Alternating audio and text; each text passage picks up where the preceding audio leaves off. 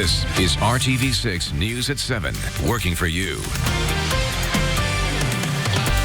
Thank you for joining us tonight. I'm Mark Mullins in for Rafael Sanchez. Now at 7, drugged driving is a growing problem on central Indiana roads, and officers are training on how to better detect when a driver is on drugs.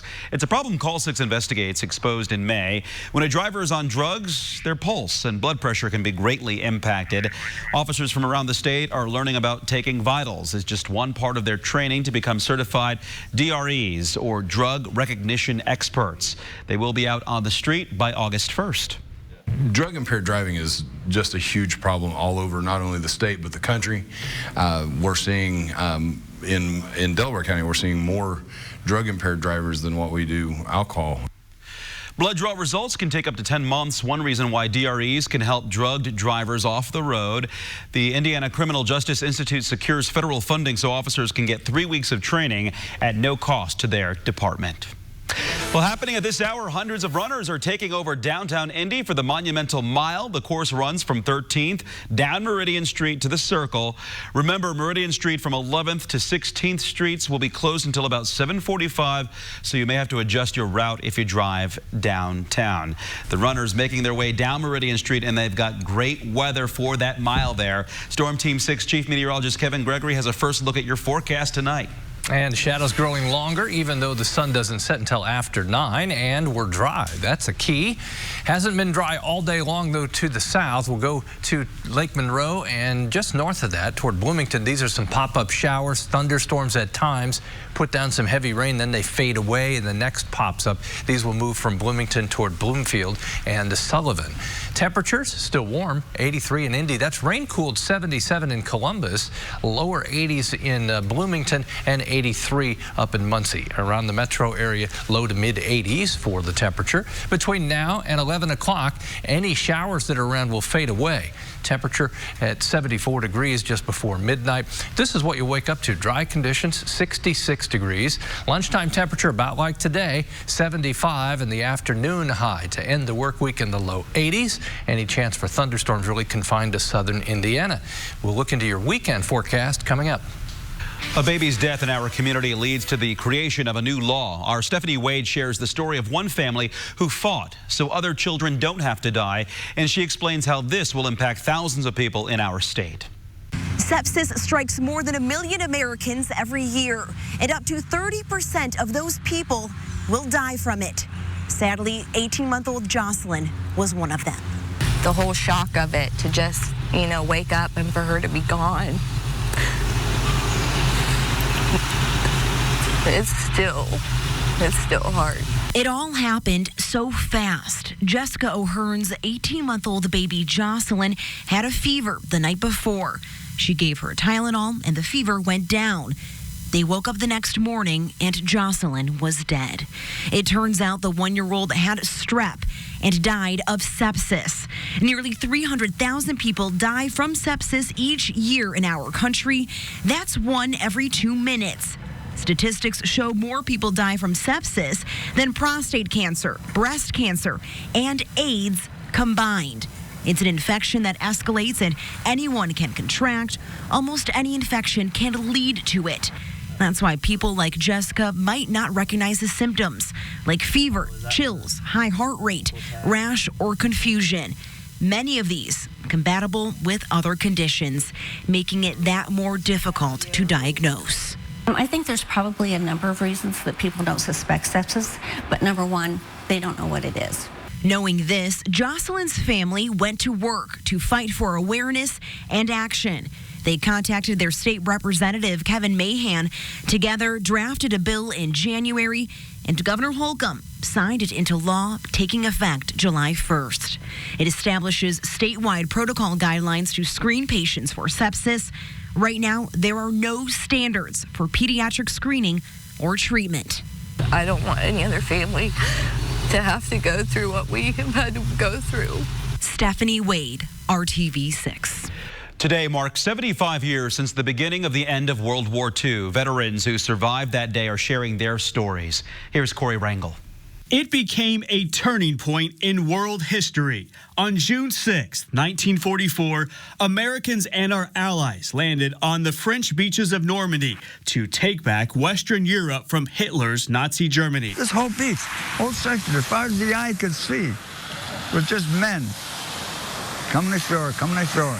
75 years later, Onofrio Zakari of Nevada returned to the beaches where he saw so many lose their lives, many of them now buried side by side in France. A lot of graves.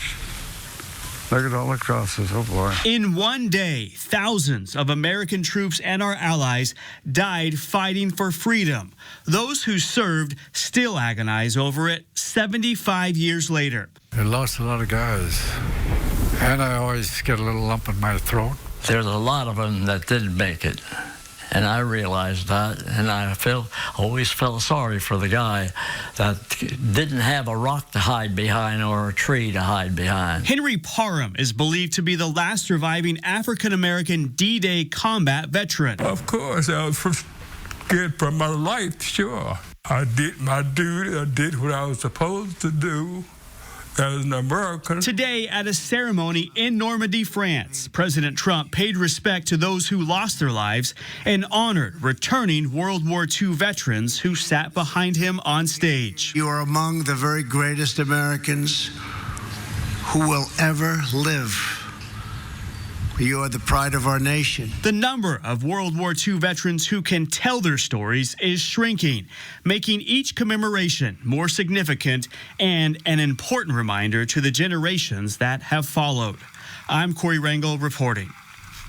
Indianapolis mayoral candidate Jim Merritt will not attend the Indy Pride Parade this weekend after all. The Republican state senator had planned on attending as a private citizen but faced criticism from Indy Pride for the move.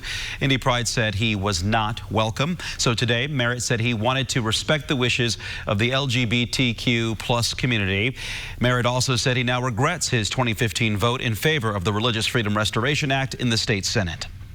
When I learned it could be used as a sword against members of the LGBTQ plus community, I became an advocate for and voted in favor of the RFRA fix, which introduced the concepts of gender identity, sexual orientation into Indiana statute.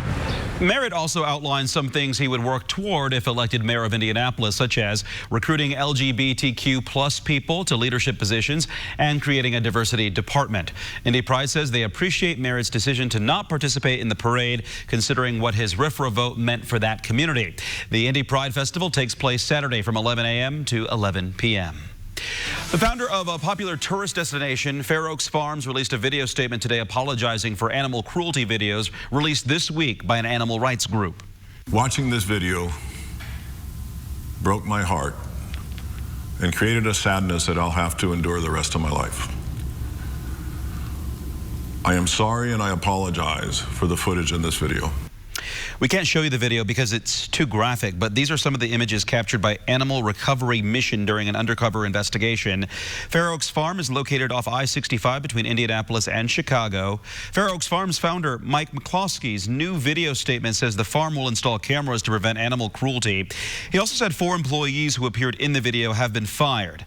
Fair Oaks Farms will partner with an animal welfare group to do frequent audits and will hire an employee whose sole job is to ensure the animals are treated properly. McCloskey also says he's working with the Newton County attorney to prosecute the workers who abused the animals. I am committed to never again have to watch a video of our animals suffering the way that they suffered. It is a commitment that I guarantee you that this will not happen again. The Newton County Sheriff's Office is now looking into the video as well. Volunteer crime fighters are looking for help. The Guardian Angels don't get paid and they don't carry weapons. Kai Beach is with the group as they plan for the future. I saw it coming and nothing I could do. Right as he's pulling away, he pinches her between the cars, and I had her by the sleeve. Yanks her out of my arm and he spins her like a top, and you could hear the metal crunching and her bones breaking. Standing up, So ended up testifying against this guy, and he got 11 years in prison. There's angels out there walking your streets, looking out for people they've never even met. We got a report from a passerby about an individual shooting over here, and we came and had a conversation with him. Right next to you guys. Did you show me what you got? Huh? Did you show me what you got right there? Oh, yeah. What he's got right there is a needle and a heroin addiction. We aren't going to bust your balls or nothing. You're shooting. And this group, wearing black gloves and red berets, are Guardian Angels, members of a volunteer crime-fighting group. They give out the nasal ones. The nasal ones never really work. The Angels patrol the streets, cracking down on crime and helping those in need. No, I used to do that, and I don't know, I've moved up in the world now. Yeah. But they can't actually arrest anyone. So how's you a guardian angel and you don't even know your downfall? Back in the day, the Guardian Angels had a reputation as kind of a ghetto Robin Hood, robbing drug dealers and donating that money to local shelters. The group started in New York back in the late 70s to keep people safe on New York City subways. They branched out nationally over the last 4 decades. And this is the Denver chapter today. Pardon? Their numbers are dropping and their members are getting older. They have street names like Wolf, Xena, Nitro, and Saber. And sometimes people tease them. Did they arrest them? But a lot more people are giving them love and respect. No, they're good people. They're just honest, good people that just want to make sure the neighborhood stays no drama. No? They've been in Denver since 1993, and now they're losing their headquarters again. The numbers have dwindled over the years, obviously. Instead of having maybe 100 active, now we have probably 25 maybe on the deep list, probably about 12 that are heavily active.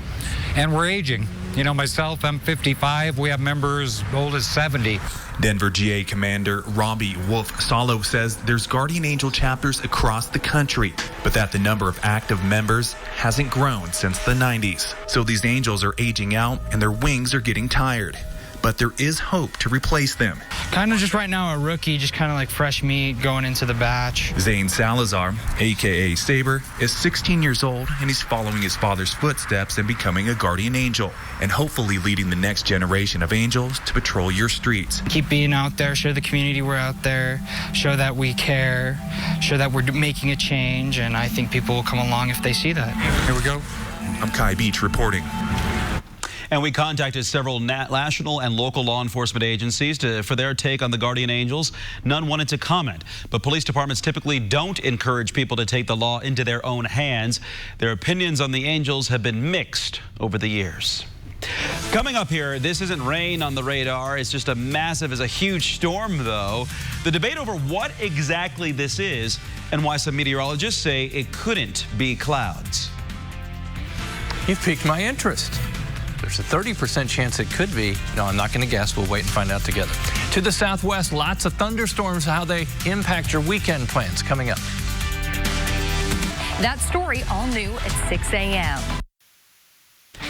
There's a big debate about this 60-mile-wide green blob that showed up on a Southern California radar yesterday. Meteorologists in San Diego say it was a swarm of ladybugs. They say that based on the weather, it couldn't have been rain or clouds. Some other experts say a swarm was way too big to be ladybugs. They say it would have taken tens of millions to create a swarm this size. Other experts point out the swarm on the radar was moving south and that ladybugs typically move north this time of year. Another expert said a swarm this size would have blacked out part of the sky. Sounds like nobody knows exactly what it is. This story is not over. At all. We have 11 o'clock news if there's an update. Right. Good morning, Indiana. That's a lot of ladybug sorority right there. But I do know that the radar can detect movement in the direction of the movement. So there have been cases, even here with ours, where the birds are leaving after roosting for the night, and you can see the flock head out. South, yeah. Yeah, so it's possible. But I wondered the same thing, how many ladybugs it would take to create a cloud like that. 79, that's temperature up in Peru, to 77 rain-cooled degrees still in Columbus, 82 in Bloomington. Our rain chances tonight and tomorrow remain low. They'll come back up, though, as we go into the weekend. I think we're likely to see at least one round of thunderstorms at your house over the weekend. It's not going to be a washout, though. All of this activity sitting south of the Ohio River will stay there, generally speaking, until we get to the weekend. See this little spin here? Low pressure will move our way, and the counterclockwise flow around that will push the rain back into the state from the southeast. We zoom in. We've had a few downpours today. One sits just south of Bloomington, but it is smaller than that cloud of ladybugs. You can see just covering a little bit of real estate there, and then also northwest of Oolitic in Lawrence County. 81 tomorrow. Temperatures Saturday and Sunday right around 80 degrees with the increasing chance for thunderstorms. Plan on a dry end of the work week. Temperatures in the low 80s. We'll have a wind east at 15 with gusts to 25 miles per hour. Here come the showers that develop in the afternoon for the southern third of the state. Central Indiana gets in on some of the thunderstorm action both Saturday and Sunday, and the temperatures over the weekend will be right around 80 degrees for an afternoon high. Ladybugs. Ladybugs. That's my vote. Thanks, Kevin. Hey, coming up in our nightly Hiring Hoosiers report, getting younger workers up and running for the summer job season. What our expert career coach has to say that can give your kid an edge. Plus, it's a full-service operation, the upcoming event with a job fair, headshots, resume reviews, and more, all to help you land the work you want. That's all ahead in our Hiring Hoosiers report, only on RTV6. Saturday at Ashley Home Store. This is home. Hiring Hoosiers is RTV6's way of answering the call to fill the millions of job openings up in Indiana over the next decade. We want to put you on the path to employment opportunities, training, programs, and education. And here's one for you. Mark your calendar for Saturday, June 15th. Employee Indy's Work One office is having an open house, and you may want to take advantage since it's on the weekend. There will be a job fair where you can submit applications, a networking and LinkedIn workshop with an opportunity for professional headshots, and ways to learn about job training, education, and certifications. The event is from 11 to 1 on the 15th, and this is going to be at the new location for Work One Indy. That's in the PNC Center Hyatt building on West Washington Street, on the 12th floor of the East Tower. It's still not too late to get your teen connected with summer employment, and as our Hiring Hoosiers career coaches tell us, there are things you can do to help land that first job. Each Thursday, our coaches tackle work-related questions and concerns like this. Tonight, RTV6's Rafael Sanchez shows us how that first resume can open the door to success. Summertime, and it's the time of the year where our youth are looking for jobs. This is a really good time for our youth to start developing their work values, gain experience, and develop those skill sets they need for the future. How do you start looking for your first job? First of all, you want to create a resume. Even if you have no job experience, it's important to have a resume. Think about your personal qualities, your skills, your experiences, volunteering, school achievements, sports, clubs, and activities. Think about what odd jobs you've done for family and friends. Next, you're going to practice filling out practice job applications both online and pen and paper. Have a trusted adult check your work to make sure it's correct. Next, you're going to start looking for jobs. Begin learning how to network by reaching out to your adult friends and families for job leads. Log on to the internet and look at job search websites. These are a good tool for first-time job seekers. Next, we're going to practice interviewing. Watch online videos on how to interview, answer interview questions, and ask others to help you practice. This is also a good time to prepare questions to ask the potential employer. You're now going to start filling out applications. Make sure you have several copies of your resume and the proper documents that you need, especially if you're under the age of 18. Our career coaches are great resources. If you have a question for one of them, send us an email at hiringhoosiers.com. Rafael Sanchez, RTV6. And we want to thank our career coach, Nicole Korn with Central 9 in Johnson County. You can find that story along with many others on our website, hiringhoosiers.com. Still ahead, expanding resources when it comes to preparing kids for successful careers. How one school is upping its STEM game. Next, right here on RTV6. Zaxby's. RTV6 is hiring Hoosiers, also focuses on the path from classroom to career and how Indiana schools are preparing kids to be workers of tomorrow. We got to see an example of that today at Longfellow Medical STEM Middle School. Volunteers transformed a normal classroom into a STEM lab. Some of the new technology in the lab includes a 3D printer, robotics, new iPads, Lego kits, and a hologram kit.